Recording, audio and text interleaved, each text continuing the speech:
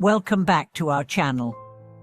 I'm truly honored to have you with us again, and if this is your first time joining, welcome to a place where we explore the deeper meanings behind life's challenges through the timeless wisdom of the Buddha. Today we address something that touches every single one of us: the pressure of living, the heaviness, the stress, the fatigue that doesn't always go away with a good night's sleep. When life pressures you, can Buddhism help you grow? Can ancient teachings actually help you face modern chaos? Let's begin with a truth that too often goes unspoken. Life is hard. It doesn't matter who you are: student, CEO, parent, artist, entrepreneur. Life has a way of testing you. Sometimes it's obvious, like losing a job, going through a breakup, or receiving a scary diagnosis. Other times it's subtle: the pressure to keep up, the quiet loneliness you hide behind a smile, the daily sense that you're running but not really arriving anywhere. What if I told you that Buddhism doesn't ask you to escape these pressures, but instead invites you to turn toward them, to let them shape you, not into someone bitter or broken, but into someone awakened? Let me share a story. There was once a man named Alan. He was a successful corporate executive, with all the signs of outward success. But inside, he was crumbling. Anxiety kept him awake at night. He felt trapped, but couldn't figure out why. On a whim, she attended a weekend meditation retreat. There, the teacher said something that cracked something open inside him. You're not suffering because of your job. You're suffering because of how you relate to your job.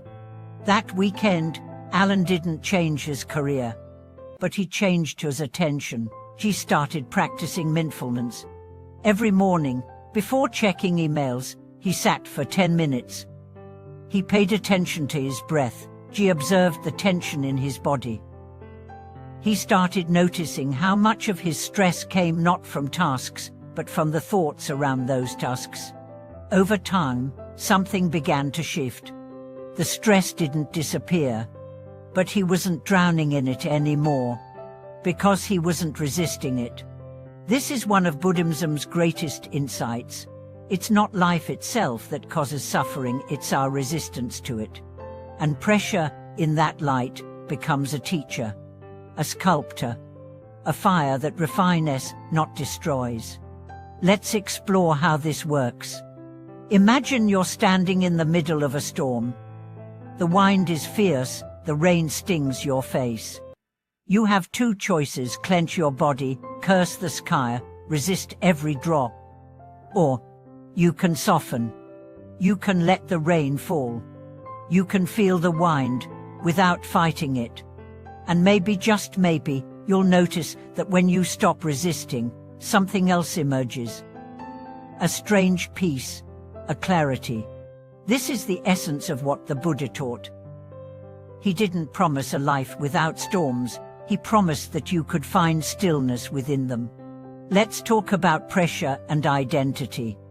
Many of us live under the pressure of becoming successful, becoming lovable, becoming worthy.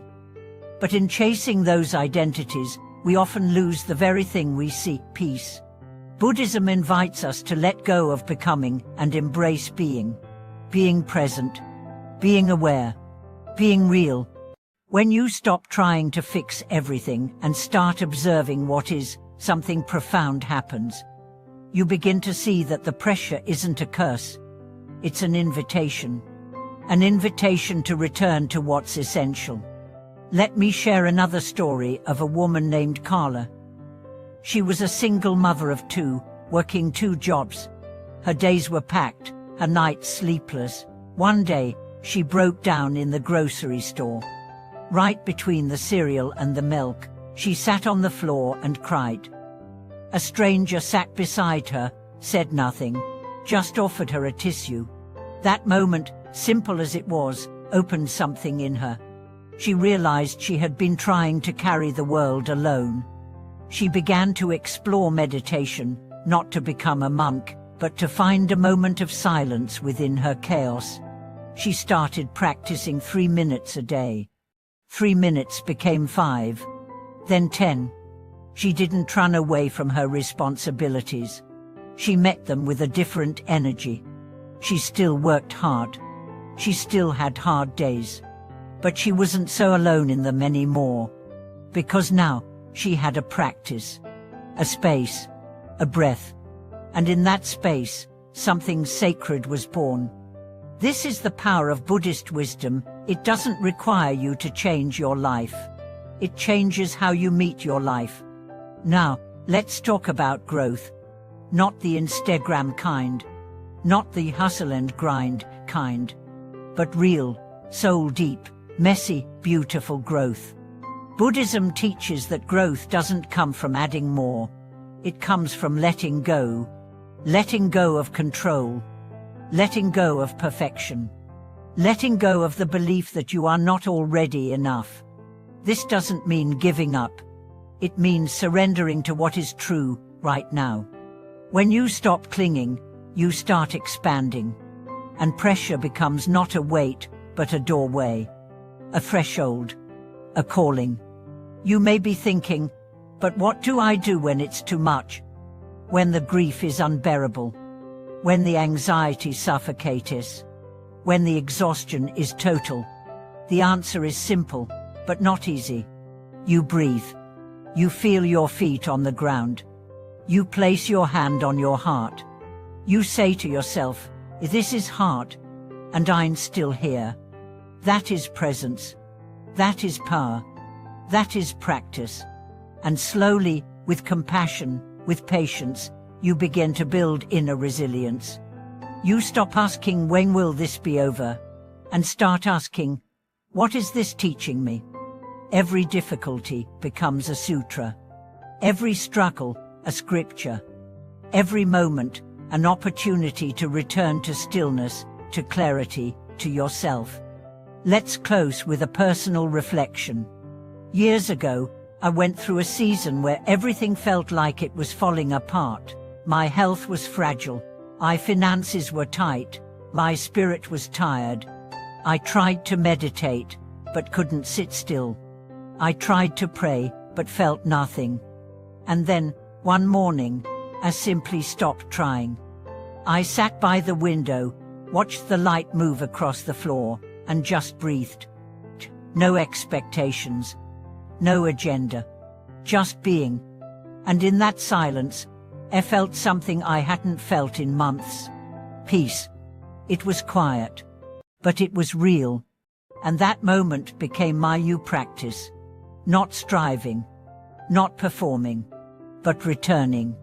So if you're feeling pressure right now, know this. You're not alone, and you're not failing. You're being called.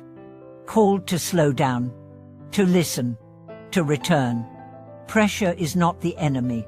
It's the invitation. The gateway.